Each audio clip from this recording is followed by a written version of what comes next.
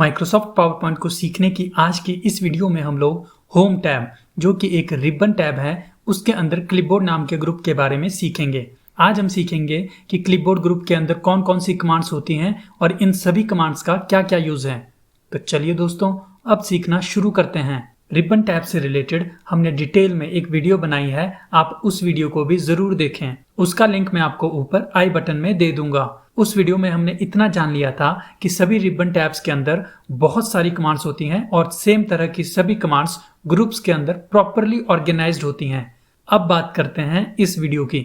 हमने power point presentation को open कर लिया है और यहाँ आप देख सकते हो कि होम टैब के अंदर पहले ग्रुप का नाम क्लिपबोर्ड है। इस ग्रुप के अंदर कुछ बेसिक कमांड्स हैं जैसे कि कट, कॉपी, पेस्ट और फॉर्मेट पेंटर। इस प्रेजेंटेशन के अंदर हमने पहले से ही कुछ डाटा ऐड किया हुआ है।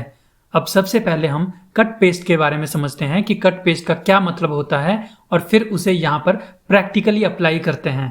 कट पेस्ट का मतलब होता है कि किसी एक जगह से डाटा को उठा करके दूसरी जगह पे रख देना। अब हम इस चीज को प्रैक्टिकली करके देखते हैं।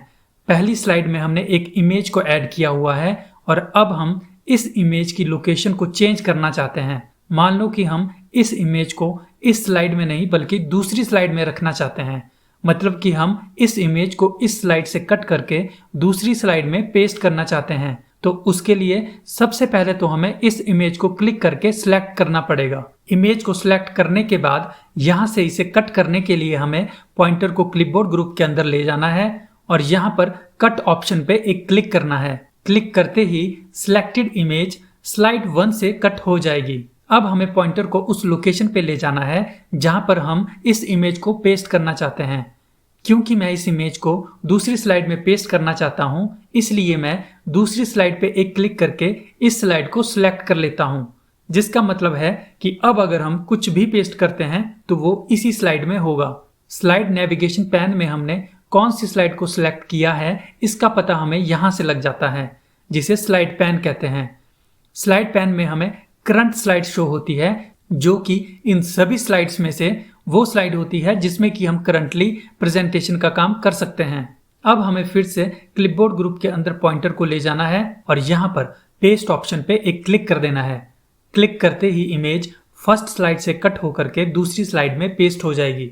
सेम इसी तरह से हम कट पेस्ट का यूज करके टेक्स्ट को या किसी भी ऑब्जेक्ट को एक स्लाइड से दूसरी स्लाइड में मूव कर सकते हैं या फिर सेम स्लाइड के अंदर ही एक लोकेशन से दूसरी लोकेशन में भी मूव कर सकते हैं। अब हम कॉपी पेस्ट के बारे में समझते हैं कि कॉपी पेस्ट का क्या मतलब होता है और फिर उसे यहाँ पर प्रैक्टिकली अप्लाई करते हैं। कॉपी पेस्ट का मतलब होता है कि जिस डाटा को हम कॉपी करना चाहते हैं वो डाटा वहां पर भी रहेगा जहां से हम कॉपी करना चाहते हैं और उस जगह पर भी रहेगा जहां पर हम कॉपी करके डाटा को रखना चाहते हैं। कॉपी पेस्ट की जरूरत हमें तब पड़ती है जब हम सेम डाटा को मल्टीपल टाइम्स यूज करना चाहते हो।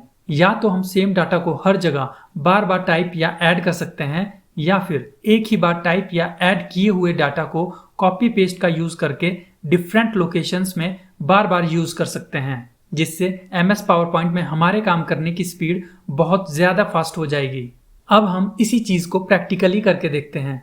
हम इस इमेज को अब यहाँ पर भी रखना चाहते हैं और फर्स्ट स्लाइड में भी रखना चाहते हैं। मतलब कि हम सेकंड स्लाइड से इमेज को कॉपी करके फर्स्ट स्लाइड में पेस्ट करना चाहते हैं और ऐसा करने के लिए हमें सबसे पहले तो इस इमेज को सिलेक्ट करना पड़ेगा। मैंने यहाँ पर क्लिक करके इस इमेज को सिलेक्ट कर लिया है। अब यहाँ से इस इमेज को कॉपी करने के लिए हमें क्लिपबोर्ड ग्रुप के अंदर कॉपी वाले ऑप्शन पे एक क्लिक करना है और उसके बाद पॉइंटर को उस लोकेशन पे ले जाना है जहां पर हम इस इमेज को पेस्ट करना चाहते हैं। क्योंकि मैं इस इमेज को फर्स्ट स्लाइड में पेस्ट करना चाहता हूं, इसलिए मैं फर्स्ट स्लाइड पे क्लिक करके इस स्लाइड को सिलेक्ट कर लेता हूं। जिसका मतलब है कि अब अगर हम कुछ भी पेस्ट करते हैं तो वो इसी स्लाइड में होगा। अब हमें फिर से क्लिपबोर्ड ग्रुप के अंदर पॉइंटर को ले जाना है और यहाँ पर पेस्ट ऑप्शन पे एक क्लिक करना है।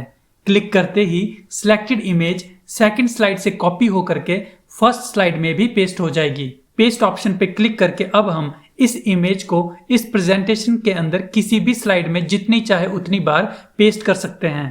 सेम इसी तरह से हम कॉपी पेस्ट का यूज करके टेक्स्ट को या किसी भी ऑब्जेक्ट को एक स्लाइड से दूसरी स्लाइड में या फिर सेम स्लाइड के अंदर ही कॉपी पेस्ट कर सकते हैं। जैसे कि थर्ड स्लाइड में हमने टेक्स्ट बॉक्स के अंदर माइक्रोसॉफ्ट टाइप किया है। अब हम इस टेक्स्ट को कॉपी पेस्ट करके देखते हैं। इसे कॉपी पेस्ट करने के दो तरीके हो सकते हैं। या तो हम पूरे टेक्स्ट बॉक्स को कॉपी कर सकते हैं जिससे कि ये text box same to same copy हो जाएगा, same text, same size, same colour.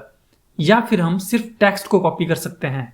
पहले हम पूरे टेक्स्ट बॉक्स को कॉपी करके देखते हैं। उसके लिए सबसे पहले हमें इस टेक्स्ट बॉक्स को सिलेक्ट करना पड़ेगा। टेक्स्ट बॉक्स को सिलेक्ट करने के लिए हमें पॉइंटर को इसके बॉर्डर पे चारों तरफ कहीं पर भी ले जाना है और जब टेक्स्ट बॉक्स के बॉर्डर के ऊपर पॉइंटर की शेप चेंज हो जाएगी और पॉइंटर कुछ इस तरह से दिखाई देगा, तब हमें एक क्लिक करके इसे सिलेक्ट कर लेना है। अब यहां से इस टेक्स्ट बॉक्स को कॉपी करने के लिए हमें क्लिपबोर्ड ग्रुप के अंदर कॉपी वाले ऑप्शन पे एक क्लिक करना है। क्योंकि मैं इस टेक्स्ट बॉक्स को इसी स्लाइड में पेस्ट करना चाहता हूं, इसलिए अब हमें फिर से क्लिपबोर्ड ग्रुप के अंदर पॉइंटर को ले जाना है और यहां पर पेस्ट ऑप्शन पे एक क्लिक करना है। क्लिक करते ही सिलेक्टेड टेक्स्ट बॉक्स की एक कॉपी इसी स्लाइड में पेस्ट हो जाएगी। स्लाइड के अंदर हम इसे ड्रैग एंड ड्रॉप करके इसकी पोजीशन को भी चेंज कर सकते हैं। और क्योंकि ये टेक्स्ट बॉक्स अभी भी कॉपी किया हुआ है, तो अगर हम किसी दूसरी स्लाइड को सिलेक्ट करके क्लिपबोर्ड ग्रुप में पेस्ट ऑप्शन पे एक क्लिक करते हैं तो ये टेक्स्ट बॉक्स उस स्लाइड में भी पेस्ट हो जाएगा। अब हम सिर्फ टेक्स्ट को कॉपी करके देखते हैं। क्योंकि मैं माइक्रोसॉफ्ट टेक्स्ट को कॉपी करना चाहता हूं, इसलिए मैं इस टेक्स्ट बॉक्स के अंदर एक क्लिक करके माइक्रोसॉफ्ट को सिलेक्ट कर लेता हूं। टेक्स्ट को कॉपी करने के लिए अब हमें क्लिपबोर्ड ग्रुप के अंदर कॉपी वाले ऑप्शन पे एक क्लिक करना है और क्योंकि मैं इस टेक्स्ट को इसी स्लाइड में पेस्ट करना चाहता हूं, इसलिए इस स्लाइड में नीचे कहीं भी एक क्लिक करने के बाद अब हमें फिर से क्लिपबोर्ड ग्रुप के अंदर पॉइंटर को ले जाना है और यहां पर पेस्ट ऑप्शन पे एक क्लिक करना है। क्लिक करते ही सिलेक्टेड टेक्स्ट की एक कॉपी इसी स्लाइड में पेस्ट हो जाएगी। लेकिन अब की बार सिर्फ टेक्स्ट कॉपी हुआ है, ना कि टेक्स्ट बॉक्स। अब अगर हम फिफ्थ स्लाइड में देखें तो यहां पर हमने ऊपर एक्सेस टाइप किया है और नीचे वर्ड टाइप किया है। लेकिन एक्सेस और वर्ड दोनों की टेक्स्ट फॉर्मेटिंग बिल्कुल अलग है। मतलब कि टेक्स्ट का साइज, टेक्स्ट का कलर और टेक्स्ट का बैकग्राउंड कलर सब अलग अलग है। लेकिन अब हम वर्ड टेक्स्ट में भी वही फॉर्मेटिंग चाहते हैं जो कि एक्सेस टेक्स्ट में है। Same text size, same colour और सेम बैकग्राउंड कलर। अब इसका एक तरीका तो ये है कि यहाँ पर हम एक एक करके पहले इसके टेक्स्ट साइज को, फिर टेक्स्ट कलर को और फिर टेक्स्ट के बैकग्राउंड कलर को चेंज करें, जिसमें कि ज्यादा टाइम लगेगा। लेकिन इस काम को अगर हम बहुत फास्ट और एक्यूरेट करना चाहते हैं तो उसके लिए हम क्लिपबोर्ड ग्रुप में फॉर्मेट पेंटर ऑप्शन का यूज कर सकते हैं। फॉर्मेट पेंटर ऑप्शन का यूज करने के लिए सबसे पहले हमें इस टेक्स्ट बॉक्स को जहां पर हमने एक्सेस टाइप किया है, इस पे एक क्लिक करके इसे सिलेक्ट कर लेना है। सिलेक्ट करने के बाद हमें पॉइंटर को क्लिपबोर्ड ग्रुप में ले जाना है और यहां पर फॉर्मेट पेंटर ऑप्शन पे एक क्लिक करना है। क्लिक करते ही पॉइंटर की शेप कुछ इस तरह की हो जाएगी, जिसमें कि ब्रश का सिंबल शो होगा, जिसका मतलब है कि सिलेक्टेड टेक्स्ट की फॉर्मेटिंग कॉपी हो गई है। अब हमें पॉइंटर को वर्ड टेक्स्ट के ऊपर ले जाना है जहां पर हम एक्सेस टेक्स्ट की फॉर्मेटिंग को कॉपी करना चाहते हैं और इस टेक्स्ट के ऊपर सिंपली एक क्लिक कर देना है। क्लिक करते ही वर्ड टेक्स्ट में भी एक्सेस टेक्स्ट की सेम फॉर्मेटिंग कॉपी हो जाएगी।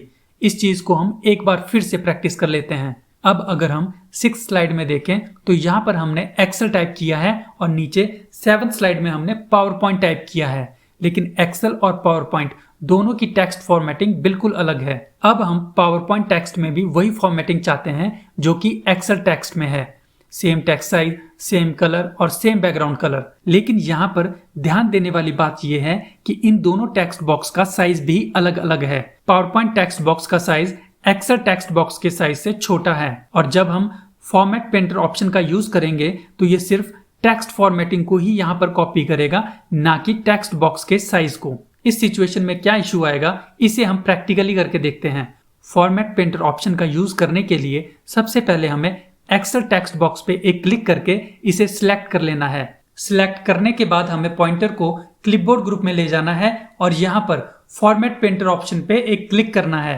अब हमें पॉइंटर को पावर पॉइंट टेक्स्ट के ऊपर ले जाना है जहां पर हम एक्सेल टेक्स्ट की फॉर्मेटिंग को कॉपी करना चाहते हैं। लेकिन क्योंकि फॉर्मेट पेंटर ऑप्शन सिर्फ टेक्स्ट फॉर्मेटिंग को ही यहां पर कॉपी करेगा, ना कि टेक्स्ट को और ना ही टेक्स्ट बॉक्स के साइज को, इसलिए पावर पॉइंट के ऊपर जैसे ही हम क्लिक करेंगे वैसे ही इस टेक्स्ट बॉक्स का साइज तो यही रहेगा जो कि पावर पॉइंट टेक्स्ट बॉक्स का है, लेकिन टेक्स्ट की फॉर्मेटिंग एक्सेल टेक्स्ट बॉक्स के अकॉर्डिंग चेंज हो जाएगी। और क्योंकि अब टेक्स्ट बॉक्स का साइज छोटा रह गया है और टेक्स्ट का साइज बड़ा हो गया है, इसलिए यहाँ पर पावर पॉइंट टेक्स्ट इस टेक्स्ट बॉक्स से बाहर चला गया है। लेकिन अब हम इस टेक्स्ट बॉक्स को स्ट्रेच करके इसके साइज को टेक्स्ट के अकॉर्डिंग एडजस्ट कर सकते हैं। तो दोस्तों, आज की इस वीडियो में बस इतना ही। आज हमने होम टैब के अंदर क्लिपबोर्ड नाम के ग्रुप के बारे में डिटेल में सीखा कि क्लिपबोर्ड ग्रुप के अंदर कौन कौन सी कमांड्स होती हैं और उन सभी कमांड्स का क्या क्या यूज है।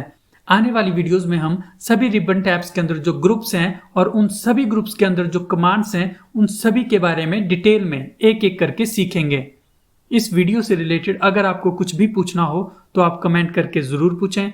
माइक्रोसॉफ्ट पावर पॉइंट से रिलेटेड हम आपके लिए और भी वीडियोस लाते रहेंगे। धन्यवाद।